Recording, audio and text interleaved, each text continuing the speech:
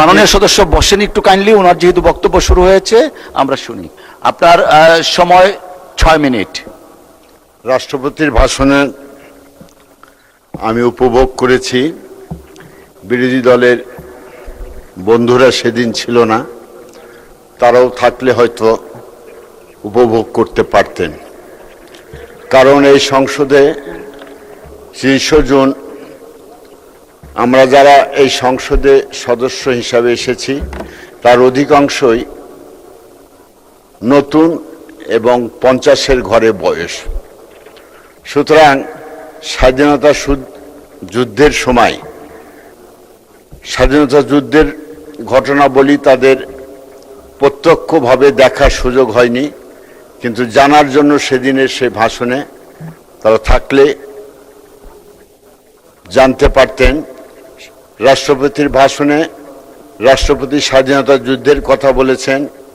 রাষ্ট্রপতির ভাষণে শহীদ রাষ্ট্রপতি জিয়াউর রহমান যে স্বাধীনতার ঘোষক তার কথা উল্লেখ করেছেন, এবং শুধু উনি যুদ্ধই করেননি, উনি শুধু ঘোষণায় দিয়ে ক্ষান্ত হননি, উনি যুদ্ধ করেছেন, সেক্টর কমান্ডার ছিলেন, জেড ফোর্সের অধিনায়ক ছিলেন। যদিও একটা শ্রেণী মানুষ তাকে সেদিন তকমা দিতে চেয়েছিল যে উনি রাজাকার হিসাবে। দুর্ভাগ্যজনক হলেও সত্য, এই কথাগুলো আমাদের শুনতে হয়েছে একদিন, কিন্তু প্রকৃত ঘটনা জানার জন্য রাষ্ট্রপতির ভাষণে সেদিন অনেক ঘটনায় সামনে নিয়ে এসেছেন।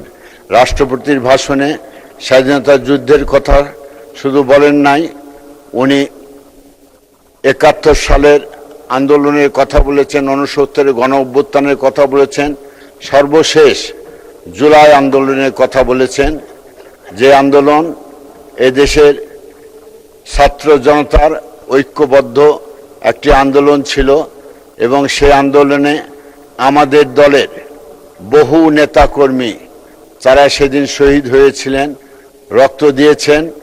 কোনোভাবেই এই আন্দোলনে এককভাবে কেউ দাবি করতে পারেন না, কারণ এই আন্দোলন একদিনে সংগঠিত হয়নি।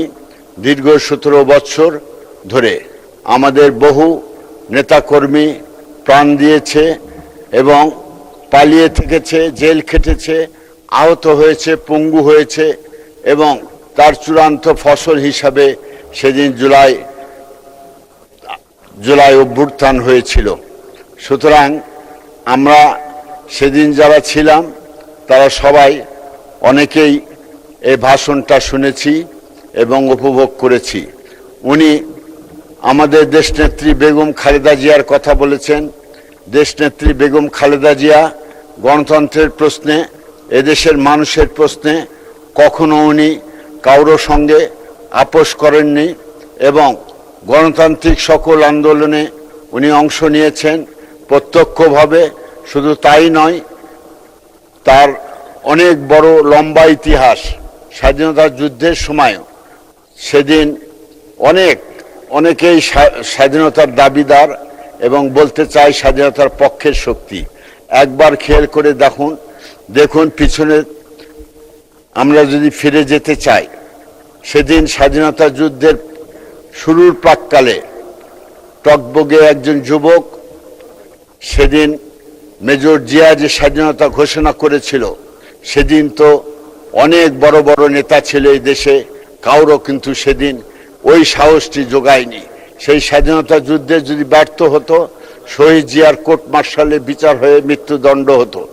এরকম একটি অবস্থায় তিনি জীবনের ঝুঁকি নিয়ে তার পরিবার পরিজন ক্যান্টনমেন্টে রেখে উনি স্বাধীনতার ঘোষণা দিয়েছিলেন।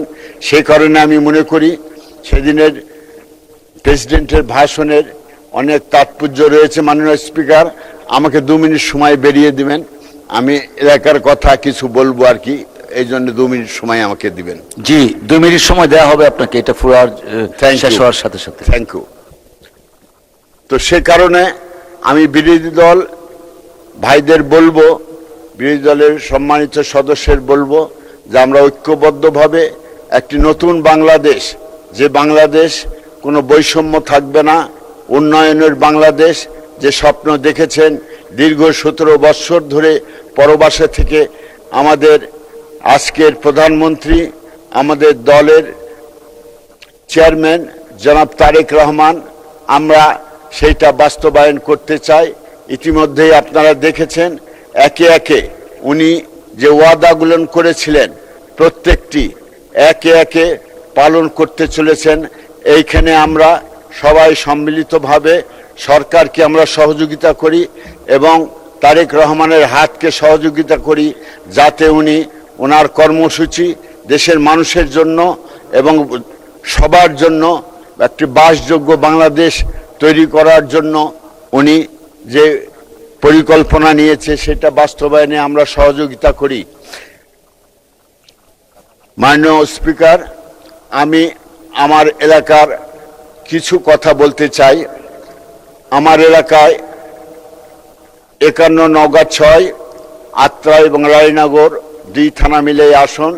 আমাদের 3টি স্টেশন আছে, এর ভিতরে একটি স্টেশন আহসানগঞ্জ যেটা আত্রায়, আরেকটি শাহগোলা, আরেকটি রায়নগর। এই স্টেশনগুলোর যে দুর্দশা আমি আপনাকে আজকে এই আপনার মাধ্যমে মাননীয় মন্ত্রী মহোদয়কে অবগতি করতে চাই যে আহসানগঞ্জ স্টেশন এমন একটি স্টেশন যে ব্রিটিশ সময় থেকে আসামে দার্জিলিং মেল এই স্টেশনে থামতো। শুধু তাই নয়, এই স্টেশনের লক্ষ লক্ষ মানুষ ঢাকায় যাতায়াত করার একটি মাত্র স্টেশন। এইখানে নাটোর জেলার নলডাঙ্গার একটি অংশ এবং সিংড়ার একটি অংশ,